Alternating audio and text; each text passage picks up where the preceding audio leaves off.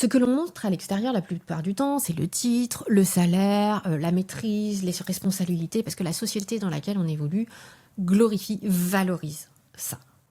Le titre, l'entreprise, l'image de la réussite que la société a, que toi tu as créé en fonction des rôles modèles aussi que tu as eu de ton éducation, des études que tu as pu faire. Ce que l'on ne voit pas, c'est le coût derrière ça. Les réveils à 3 heures du matin, les insomnies pendant des années, et je me lève le matin, je sais même plus pourquoi, le cerveau qui ne s'arrête jamais, l'irritabilité qui devient quasiment perpétuelle, les repas en famille où tu es scotché à autre chose, ou dans ta tête, ou sur le smartphone à autre chose, c'est le temps avec ton conjoint, ton partenaire, ou ta partenaire, ou tes enfants que tu regrettes, parce que tu les vois pas, ou juste pour leur dire vite, vite, vite, dépêche-toi le matin pour mettre tes chaussures, de laver tes dents, etc. Dépêche-toi le soir, on va se coucher, la douche, le repas, etc.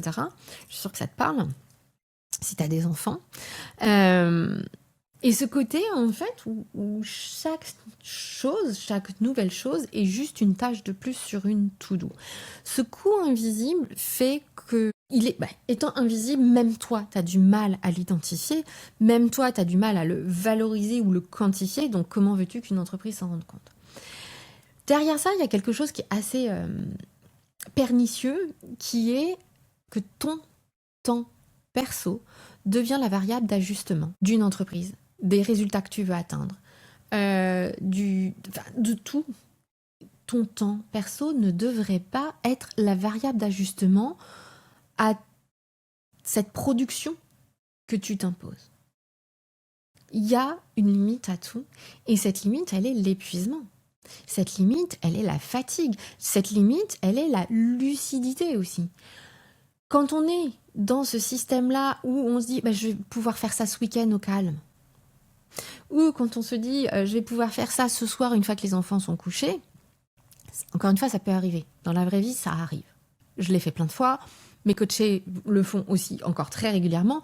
Tout l'enjeu, il est de le faire avec conscience. Parce qu'à partir du moment où c'est tous les jours comme ça, tous les soirs comme ça, tous les week-ends comme ça, toutes les vacances comme ça, ton temps perso devient une variable d'ajustement et ce n'est pas normal.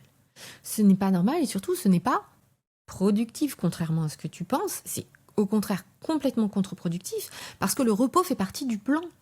Le repos, on en a besoin. On est plus efficace, plus lucide, on anticipe mieux, on est moins irritable. Parfois, quand tu es vraiment au bout du scotch, tu vas mettre 4 heures à faire un truc qui te prendrait 10 minutes ou 3 semaines. Quelque chose qui te prendrait une semaine. Donc ce coût invisible, cette variable d'ajustement où c'est ton temps perso qui devient une variable d'ajustement pour atteindre les objectifs et les résultats que tu t'es fixés, c'est quelque chose qui est assez difficile à admettre en comité de direction ou autre, parce que c'est presque une normalité pour tout le monde. C'est presque comme ça que ça doit être. J'accompagne des coachés qui sont exés, enfin qui sont membres de COMEX, ça ne fonctionne pas comme ça. Et souvent, les plus performantes sont celles et ceux qui, justement, arrivent à dire non, mon temps perso n'est pas une variable d'ajustement.